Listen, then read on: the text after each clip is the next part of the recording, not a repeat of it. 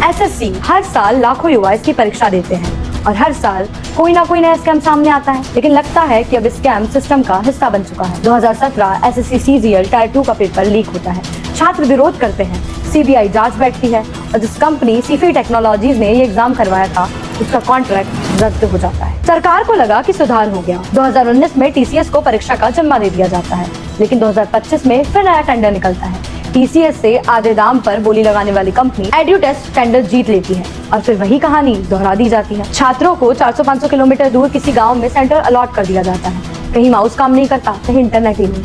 कई सेंटर तो बिना सूचना के कैंसिल कर दिए जाते हैं और जो सेंटर खुले रहते हैं वहाँ बच्चे घंटों खड़े रहते हैं, ये सोचते हुए कि गलती उनकी नहीं है, फिर भी सजा उन्हें क्यों।